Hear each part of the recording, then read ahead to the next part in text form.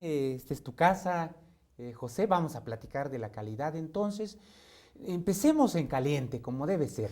¿Cuándo aparece el tema de la calidad en el artículo tercero de nuestra Constitución? En el caso de el artículo tercero aparece esta reforma más reciente que hemos hecho, aparece la necesidad de discutir o de debatir qué tipo de características tendrían que tener las instituciones educativas y se incorpora el concepto de calidad al artículo en esta reciente reforma. Diremos, es de reciente adquisición para el artículo tercero el concepto de calidad. ¿Por qué adquisición? Me parece que ha sido un largo debate el pensar en qué momento o cuál era, diremos, cuáles eran las mejores condiciones para incorporar el concepto de calidad en el artículo. Y esta última reforma planteó una serie de discusiones, de reflexiones, y se ha pensado que sí, el tema de la calidad es el tema central del artículo. Yo tengo algunas, diremos, reflexiones en torno a esto, porque no estoy totalmente convencido de que haya sido ni el mejor momento ni la mejor definición de calidad la que se ha incorporado ahora al artículo. Me parece que el concepto de calidad, si atendemos un poco a sus orígenes empresariales y a sus orígenes en el ámbito de la industria, de la empresa, llegó al espacio educativo con una buena carga simbólica de esos ingredientes y de esos elementos. Y cuando entramos al terreno educativo, sin duda entramos a una problemática que, cuando menos con algunos matices, tiene características diferentes o diferenciadas. Allí es donde están algunas de mis reflexiones que quisiera, Saúl, yo hacer a continuación. Entonces, lo traemos de un campo distinto, no se gesta dentro de lo propiamente educativo. Así es, así es. Del ámbito, decías, empresarial. Sí, hay una vieja historia del concepto de calidad, es decir, se hablaba incluso en el ámbito de la empresa, de la industria, del concepto de calidad total. Y básicamente tenía que ver en aquellos espacios con pensar cuáles eran las características en términos de terminado, de acabado de los productos, ¿no? Las que definían de alguna forma la calidad final de eso que se producía, ¿no? Entonces se pensaba, por supuesto, en los diseños, se pensaba en las formas, en las estructuras, en los colores, en las tonalidades del producto, ¿no? Se pensaba, por supuesto, en el funcionamiento del producto, ¿no? En los usos que iba a tener, y ese fue diremos, si no el único, uno de los abordajes del concepto de calidad más difundido, más divulgado. El concepto de calidad total durante muchos años se utilizó particularmente en Japón y en algunos otros países, en Alemania, se utilizó para definir cómo tendría que ser la línea de producción, ¿no? Cuáles tendrían que ser los ingredientes de esa línea de producción para que el producto llegara finalmente con estas ideas de finura, de elegancia, de diseño a los consumidores. Esos son ingredientes, y por supuesto había que pensar en ese momento en cuáles tendrían que ser los trabajos a realizar para que la línea de producción se hiciera con esas características. Y el resultado reuniera los requisitos proyectados de esa línea así de es, producción. diseñados, pensados, ¿no?, para ese producto. Cuando el concepto llega a otro tipo de espacios, particularmente a los espacios educativos, obviamente hay allí un elemento que hay que meditar con cuidado, que la escuela y las instituciones educativas no son líneas de producción en el sentido clásico del concepto. son lugares donde se producen identidades humanas, ¿no? Identificaciones humanas, donde se producen finalmente sujetos. Y el concepto, así como fue pensado para las áreas de la producción industrial, no puede ser necesariamente tomado o adquirido de esa manera tan básica o elemental. Necesitamos repensar el concepto. Hay allí, me parece, y se ha estado haciendo con algunas limitaciones, una necesidad de reconceptualizar, de resemantizar el concepto de calidad. Es decir, de responder básicamente a la pregunta de qué calidad o cuáles son los significados del concepto de calidad que deben ser incorporados o pensados en las instituciones educativas. Tenemos un dato relevante que no podemos perder de vista, José, y que es que la calidad como categoría se introduce 2013, la reforma educativa de 2013 lo incorpora. Es así. Así es. Bien, viene como un concepto importado de la producción. Sí, de otras esferas, diríamos, ajenas al espacio educativo. Bien. ¿No? Llega y sucede que tenemos un problema porque en las escuelas, en los sistemas educativos, no estamos produciendo materias, están productos materiales, estamos produciendo sujetos. Así es. Constitución de sujetos. Así es. Formación de sujetos. Y esto pone un ingrediente muy distinto. Así es. Bueno, y decíamos que estábamos intentando resemantizar el concepto de calidad. Sí, todos los conceptos, el más cotidiano de los conceptos, siempre tiene una dosis de ambigüedad. Nunca hay una significación unívoca, entre el significante y el significado. Siempre hay una ambigüedad en los conceptos. Esa ambigüedad nos permite la comunicación, nos permite la metáfora, ¿no? En el caso del concepto de calidad, si bien es cierto que viene cargado de esta significación que trae por su propia historia, por sus orígenes, eso no quiere decir que no lo podamos pensar con algunas otras variantes cuando hablamos de constituir sujetos, de formar personas, ¿no? A mí me parece que esa es la discusión que debió darse en el caso del concepto de la incorporación del concepto de calidad a la Constitución. Debió discutirse con mucho mayor finura, con mucho mayor detenimiento, qué tipo de significados le vamos a atribuir o de sentidos le vamos a atribuir al concepto en el momento en que lo estamos incorporando a la norma máxima, ¿no? A la Carta Magna. Y ahí creo que tenemos una falencia o una insuficiencia significativa del concepto. Todavía no tenemos claridad de qué quiere decir calidad cuando hablamos de formación de personas, de formación de sujetos. Y sin embargo no estamos renunciando al uso del concepto. No, para nada. No, me parece que es una discusión necesaria, básica, que hay que incorporar algunas nociones respecto a la mejora de los procesos formativos de los sujetos, a mejorar las condiciones de formación, a producir sujetos acordes al espacio y el tiempo que estamos viviendo. Sin embargo, no podemos trasladar de manera mecánica los significados de una línea de producción con los significados propios de la formación de personas. Hay algo ahí que hay que hacer con el concepto. Hay que descargarlo de ciertos sentidos y resemantizarlo, resignificarlo o recargarlo de otras significaciones.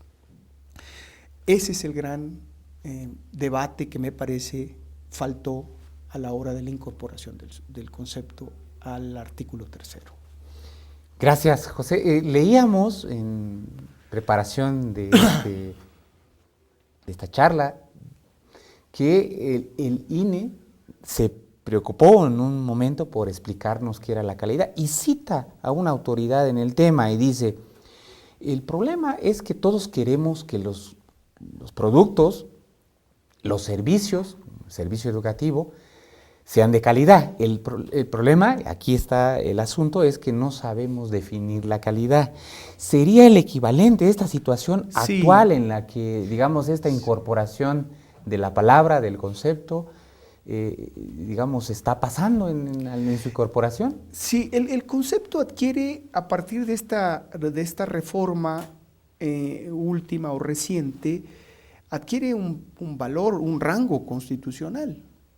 En esa medida es también un compromiso del Estado mexicano con las personas que están siendo formadas en sus diferentes espacios, en los diferentes espacios de formación del sistema educativo. Es un compromiso y es una obligación del Estado en el momento en que adquiere el rango constitucional. Sin embargo, si esta obligación no está claramente definida en esa norma, y con ese rango que le da la Constitución, nos enfrentamos al problema de cómo cumplir con esa expectativa establecida en el artículo 3 constitucional si no tenemos una conceptualización fina, definida, de qué significa calidad cuando hablamos de formación de personas. Y esto entonces nos lleva a pensarnos en algún sentido en qué tipo de profesores tenemos o queremos tener.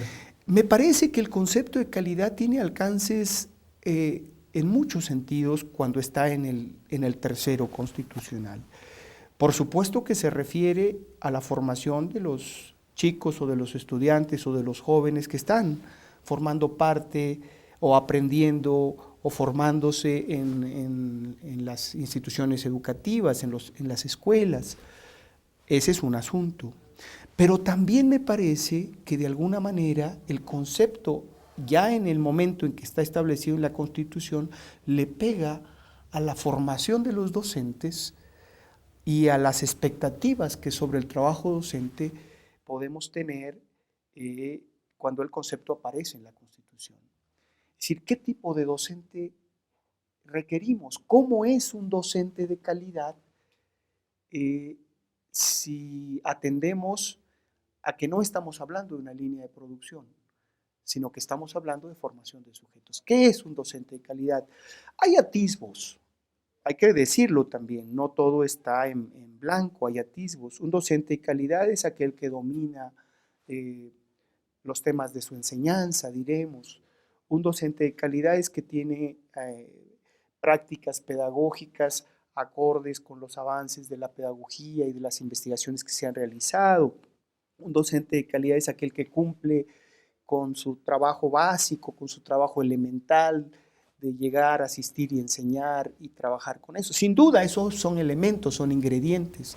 Sin embargo, no alcanzan cuando hablamos de la formación de sujetos y hablamos de la plenitud, en este sentido, entre comillas la palabra, de la plenitud que debe producirse o de la universalidad que debe producirse al egresar de una institución educativa. Seguimos teniendo una especie de insuficiencia significativa del concepto. Hay algo que falta cuando hablamos de qué es un docente de calidad o qué es un chico, un joven o un estudiante que egresa con calidad de una institución educativa. Y va más allá de la parte propiamente infraestructural, de que la escuela tenga los materiales y las condiciones adecuadas, de que los espacios sean adecuados. En un país como el nuestro, donde la diversidad de las instituciones educativas es impresionante, tenemos por supuesto instituciones con condiciones infraestructurales magníficas, pero también tenemos en muchas regiones de nuestro país carencias históricas de lo más elemental, de lo básico.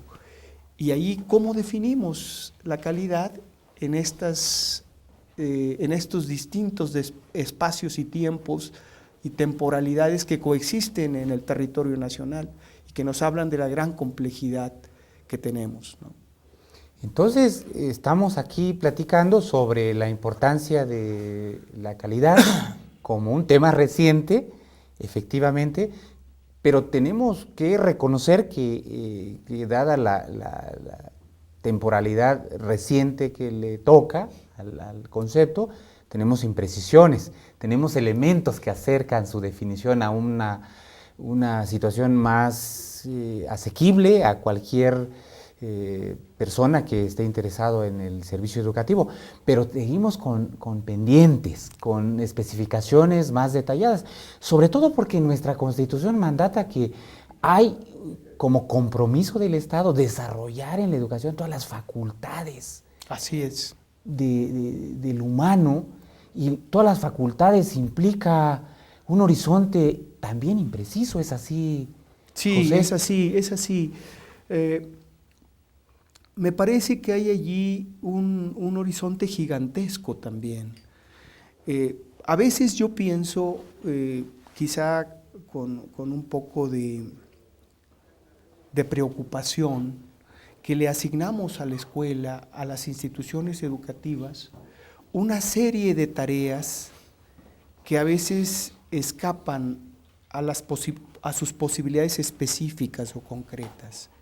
Le asignamos educar para la democracia, le asignamos educar para el respeto de una carta de valores generalizada, universalizada. Le asignamos la tarea de educar para la ciencia, para la cultura, para el arte. Le asignamos la tarea de educar para la ciudadanía. Le asignamos la tarea de educar para el respeto de la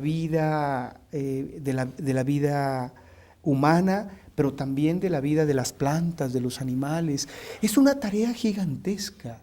Le asignamos una gran cantidad de tareas y al mismo tiempo que le ponemos esta exigencia a la escuela pública, le estamos pidiendo que lo haga de calidad. Hay dos universos un poco inciertos: la amplitud de la tarea asignada a la escuela y la indefinición del concepto de calidad con el que queremos que esa tarea sea realizada. Allí hay cuando menos una falencia, cuando menos algo que tiene que ser pensado, y no solo por el espacio de maestros, por supuesto por los maestros y por el espacio educativo, pero por la sociedad en su conjunto.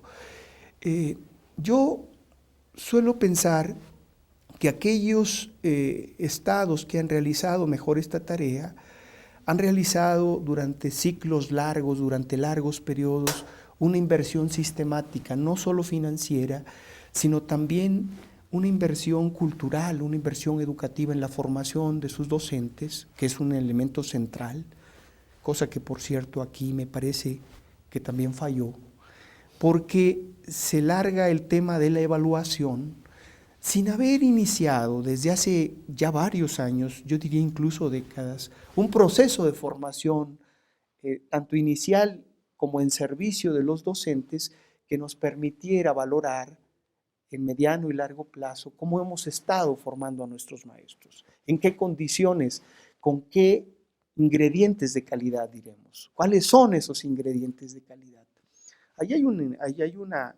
Yo suelo decir a veces con los estudiantes que hicimos como el proceso al revés, evaluamos primero antes de apostarle a la formación de mediano y largo plazo con elementos de calidad previamente discutidos, analizados, definidos. Yo creo que esa es una tarea titánica la que a veces le pedimos al docente y a la escuela. Y no siempre con el reconocimiento de la sociedad en su conjunto. Entonces, estamos en un horizonte abierto, es así, José, un horizonte en donde tenemos que discutir mucho, seguir pensando, sí, hacer consideraciones que nos remiten a sociedades donde parece que lo tienen un poco más claro. Se hizo público un documental de Michael Moore, sí, donde indaga, bueno, ¿por qué la educación de Finlandia es una educación exitosa? ¿Por qué nos reportan que obtiene en el ranking internacional los niveles más altos? Y va Michael Moore con sus camarógrafos y descubre que, contraria a la tendencia nuestra de escolarizar más para lograr pues mejores resultados, o sea, que allá están por disminuir el tiempo de la escolarización, están por la idea de no dejar tantas tareas, están por la idea de preguntarle a los estudiantes, a los niños, que prefieren, cómo organizan el espacio, cómo lo pintan, y también señalan insistentemente que leen poesía, leen historia, leen literatura. Estos elementos que son humanísticos, ¿no? La literatura, la poesía, el arte, ¿en qué nivel está quedando en la perspectiva actual si el referente de calidad está todavía impreciso? Y yo creo que con esto tenemos lo necesario para cerrar nuestro programa, estimado José. Gracias, Saúl. Sí, yo creo que efectivamente hay una discusión que hay que dar respecto del concepto. No es la única discusión, pero me parece que hay que discutir con mayor fineza y seriedad el concepto de calidad y cuáles tienen que ser los ingredientes y elementos que debe incorporar en sus significados cuando hablamos de la calidad en términos educativos. Me parece que esa es una discusión todavía en proceso, todavía pendiente. Me parece que ahí hubo como una especie de aceleramiento al incorporarlo así llanamente como una necesidad en el artículo 3º. Ahí hay una discusión, pero hay otra. Tenemos que discutir la institución educativa, la escuela. Se habla mucho de la importancia que ha jugado la escuela en el desarrollo de nuestro país, de la importancia que han tenido los profesores, y hay que valorarlo y hay que reconocerlo. Sin embargo, la escuela que tenemos ya no es la escuela que necesitamos. Le vendría bien a la escuela dislocarse un poco, dislocarse de sus modelos, de sus paradigmas, de sus conceptualizaciones estructurales. Le vendría bien a la escuela derrumbar algunos de sus muros, y cuando hablo de muros obviamente no me refiero a tirar las paredes de las escuelas, me refiero a hacerlas permeables, a permitir que la sociedad ingrese con mayor libertad, a permitir también que la escuela salga a la sociedad, se abra otros espacios de reflexión. La escuela tendría que contemporaneizarse, es decir, volverse más de este tiempo, de abandonar el siglo XVI, XVII, XVIII, XIX, en el que todavía viven nuestras instituciones escolares. Cambiar su estructura jerárquica. Es decir, eso me parece que significa una resemantización de la escuela, una resignificación de la escuela, cuando menos de la escuela como hasta ahora la conocemos, la escuela moderna, producto de la ilustración y de la modernidad. Necesitamos una escuela abierta. Es más, que cambie sus espacios, que se abra a otro tipo de espacio y de tiempo.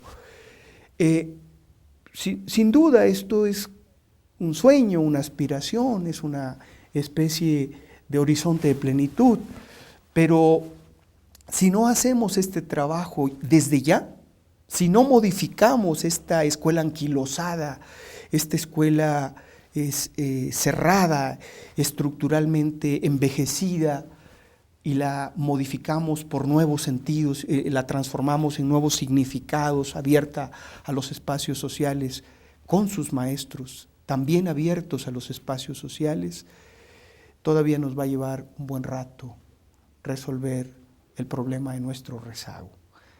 Me parece que hay que enfatizar la transformación de la escuela. El concepto de calidad es importante, pero no es central.